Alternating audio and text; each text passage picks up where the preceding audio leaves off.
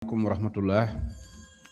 Ñoo ngi lay monsieur le président di la ñaanal yàlla toogaay bi yàlla def ci barke te def ci ndam yu bari. Di la nuyu monsieur le ministre Moussa Sarr di suñu kóllëre gu baax di la ñaanal yow itam ndam ak monsieur le ministre Bakary Sarr nga xam ne moom mooy suñu ministre ñun député yi di nuyu mbooleem collègue député. Dégg ma may nag balaa may dugg ci thème bi Alaaji Malick Ndiaye ñu lay nuyu bu baax sa toogaay boobu nga toog foofu xam nga léeg-léeg nit toog ci kaw foog na mi ngi ci kaw fekk mi ngi ci suuf léeg-léeg nekk nit toog ci suuf fekk ma nga ca kaw sans dépend rek ban bët la la askan wi xoole sa toogaay boobu nga toog foofu yaa ngi ci kaw.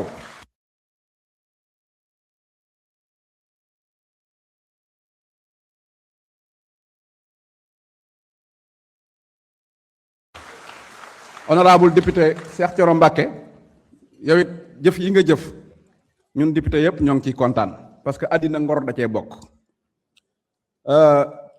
Maître Moussa xam naa maître Kin la mu waxoon xaw naa ko mën a wax ndax bisub tey bi day nuroo gént ci man ndax musuma foog ne ci àddina te li may wax nag président de la république opposition société civile ñoo bokk musuma gëm ne Sénégal dinañ ne dañuy wote assemblée nationale góor ak góor duñ mën a sëy jigéen ak jigéen duñ mën a sëy am sénégalais yu ñemee taxaw loolu du fi amee ba noppi ne sénégalais yi génn leen ngeen xeex ak ñu koy bëgg a def musuma gëm ne Sénégal dana yegg foofu te gis naa ko tey musuma gëm ne ab société civile dinañ ne dañuy sécuriser ressources naturelles muy gaz pétrole or zircon ci Sénégal kenn dootu ko mën a sàcc ñeneen nañ gën xeex pour loolu dootu ma loolu du am man gëwuma woon loolu.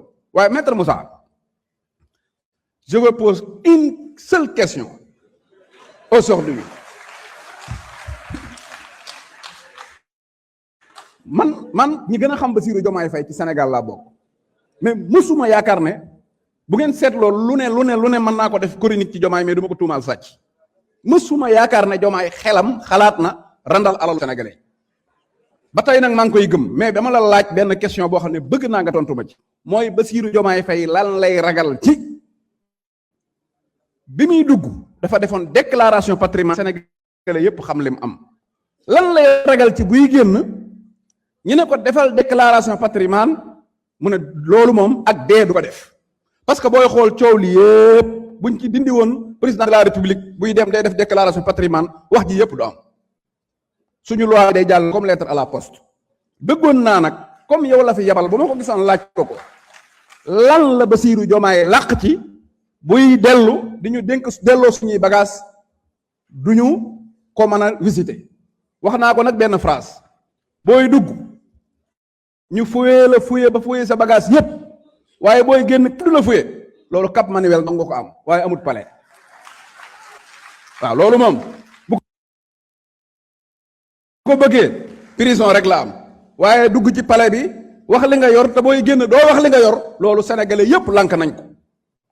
référendum bi nga xamante ne nag xam naa ne ca la ñu waaye dama lay laaj beneen question muy deuxième question ndax président de la république sañ naa woote référendum yoo xam ne moom ci boppam day campagne en opposition bi naan wote leen non xanaa doogu gàcce moom président de la république du ko teg boppam ci àddina bi. démb nag gis naa meeram boobu nee na président de la république amoon na yéene ci bàyyi politique waaye yéene jooju yéene ju rafet la woon waaye génn na ca ma ne ko romb na yéene ndax programme Pastef la woon. dialogue la woon programme Diomaye président la woon avant projet la woon damaa gëm ne nag président boo xam ne ak doctrine bi nekk Pastef nga xam ne daanaka bi muy dugg ci politique ni parti politique yi di doxee moo ko neexul woon ak càcc gi nekk ci réew mi ak doole gi président de la république am ak injustice gi nekk ci réew mi loolu dong moo volonté woon Bassirou Diomaye ba mu dugg ci biir politique su fekkente ne nag benn maire ak benn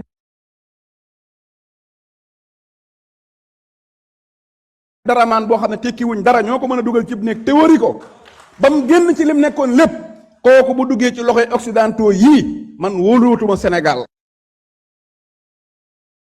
Est exclusivement fondé sur son contenu. Permettez-moi d'abord de rappeler un fait essentiel. Depuis l'indépendance de notre pays, le Sénégal a connu plus d'une trentaine de constitutions nouvelles ou de révisions constitutionnelles. À l'exception des constitutions de 1963 et de 2001, ainsi que des révisions constitutionnelles de 1970 et de 2016, toutes les autres modifications constitutionnelles ont été adoptées par la voie parlementaire conformément à la Constitution. La révision constitutionnelle par voie parlementaire n'est donc ni une exception ni une anomalie. Elle constitue un mécanisme normal permettant d'adapter nos institutions aux évolutions de notre société et aux exigences de notre démocratie. Ensuite, cette réforme n'est pas improvisée. Elle traduit des engagements que PASTEF porte depuis plus d'une douzaine d'années et s'inspire de recommandations issues des Assises nationales, de la Commission nationale des réformes des institutions, des Assises de la justice et du dialogue national. Mieux encore, le texte a été enrichi par les observations du Conseil constitutionnel qui ont permis d'y apporter des ajustements juridiques nécessaires. Il a également bénéficié des contributions des députés de la majorité comme de l'opposition dans le cadre du travail parlementaire. Il est donc le fruit d'une réflexion collective qui dépasse largement les frontières d'une seule majorité. Au fond, la seule question qui mérite d'être posée est simple. Qu'est-ce que cette réforme contient qui soit contraire à l'intérêt général et surtout à l'intérêt du peuple sénégalais? À cette question, chacun est invité à répondre avec rigueur. Cette réforme ne retire aucun droit aux citoyens. Elle ne remet en cause ni les libertés publiques, ni des principes démocratiques, ni l'état de droit. Au contraire, elle renforce la transparence à travers la déclaration de patrimoine, consolide les pouvoirs de contrôle du Parlement, modernise notre justice constitutionnelle, clarifie les responsabilités des institutions et améliore les mécanismes d'équilibre des pouvoirs. J'entends parfois dire que certaines dispositions seraient inspirées par des considérations personnelles ou conjoncturelles. Je voudrais rappeler un principe fondamental du droit constitutionnel. Une constitution est par nature générale, abstraite et impersonnelle. Elle ne s'écrit jamais pour un homme, contre un homme ou pour répondre à une circonstance particulière. Elle s'applique à tous les titulaires des fonctions concernées, aujourd'hui comme demain. Il est également important de souligner que cette réforme intervient dans un contexte où nos institutions fonctionnent normalement. Il n'y a ni crise institutionnelle, ni vacances démocratiques. Le gouvernement gouverne, l'Assemblée nationale légifère et contrôle l'action gouvernementale. C'est précisément parce que nos institutions sont stables que nous pouvons les améliorer avec sérénité. Mesdames et messieurs, notre responsabilité n'est pas de défendre des postures. Notre responsabilité est de construire des institutions plus fortes, plus cohérentes, plus transparentes et davantage adaptées aux attentes de nos concitoyens. Il est également important de rappeler que notre Constitution prévoit clairement la suite de la procédure.